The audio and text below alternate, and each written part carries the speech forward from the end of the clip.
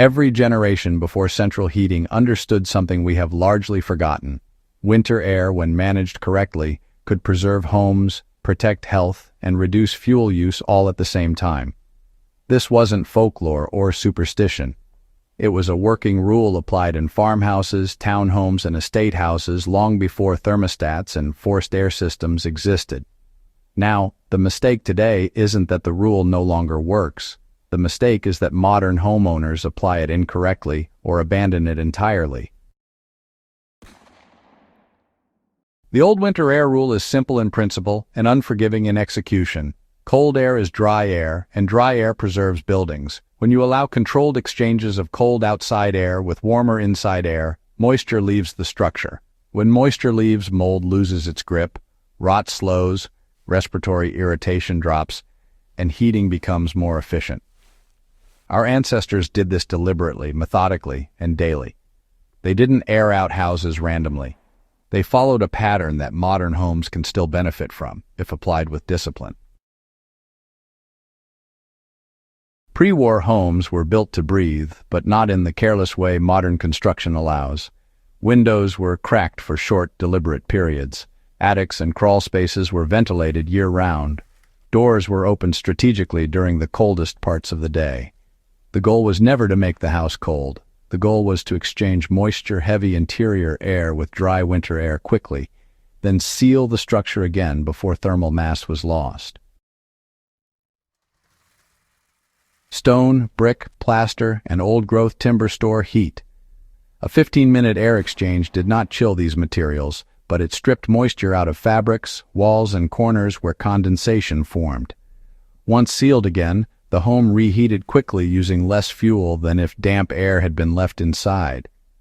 This practice protected homes from mold decades before the word was common, and it reduced the coughs and chest infections that plagued damp dwellings. These days, modern homes trap air far more tightly than the old ones ever did. Insulation, vapor barriers, sealed windows, and all those synthetic materials really change how moisture behaves indoors. When folks apply the old rule a bit lazily, like, say, leaving windows cracked all day or just relying on random ventilation, the result is usually discomfort, higher heating costs, and a bunch of cold drafts. That's what leads people to think the rule is outdated, when honestly, the real problem is just poor execution.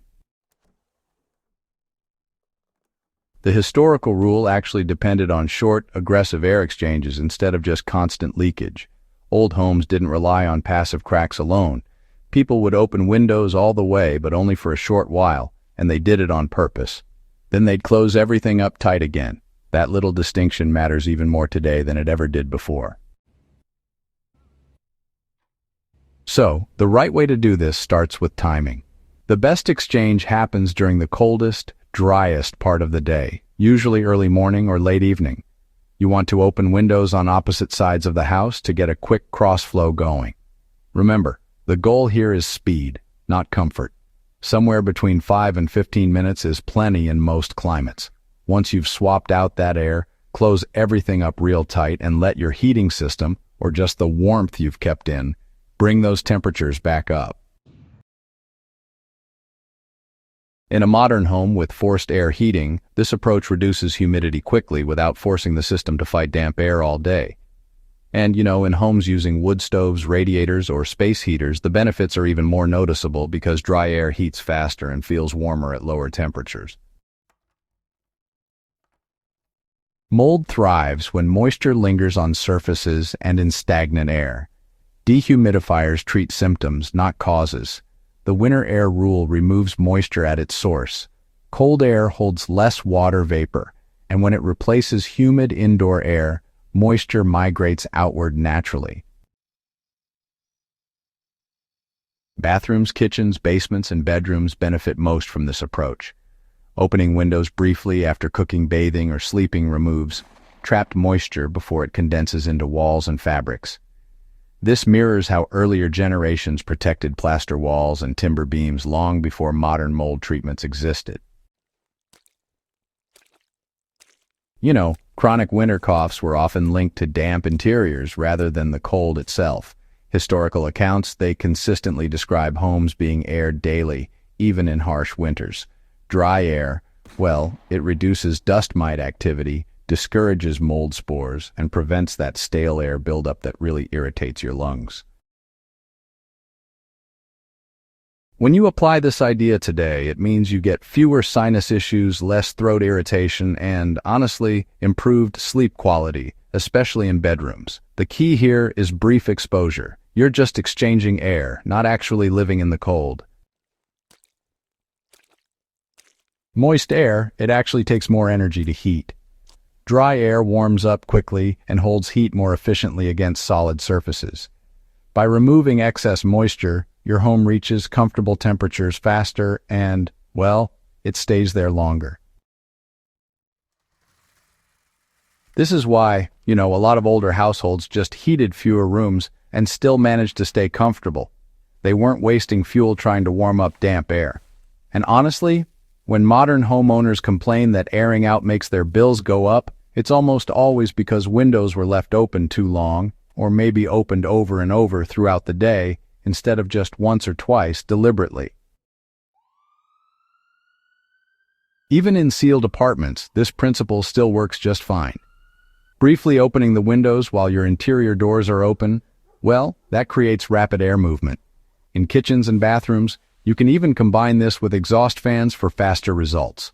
The important thing is to close everything fully afterward, and, avoid constant trickle ventilation during cold weather. In high-rise buildings, hallway airflow can really help with the exchange. Just open a window briefly, let those pressure differences pull fresh air through, then seal it up again. The effect is, honestly, noticeable within just a few minutes.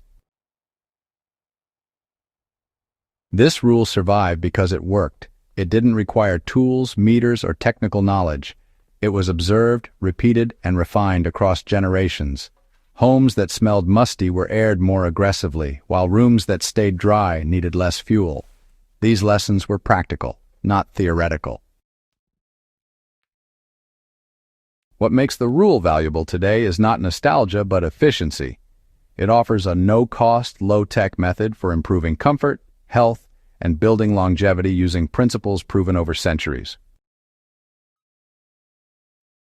For survivalists and preparedness-minded viewers, this rule reduces dependence on electricity, chemicals, and mechanical systems. It protects structures during grid outages, fuel shortages, and extended winters. It also aligns with historical resilience, using environment and discipline rather than gadgets. Understanding how to manage air intentionally is as important as food storage or water security. A damp home fails faster than a cold one. This winter air rule is not a relic. It is a tool, sharpened by history and still effective when used correctly. Applied with intention, it preserves homes, protects health, and reduces energy use without relying on modern conveniences. If this kind of grounded historical knowledge matters to you, subscribe to Warfield Prepper Chronicles. Share this guide with anyone serious about preserving homes, skills, and hard-earned lessons from the past. History doesn't survive by accident, it survives because someone remembers how to use it.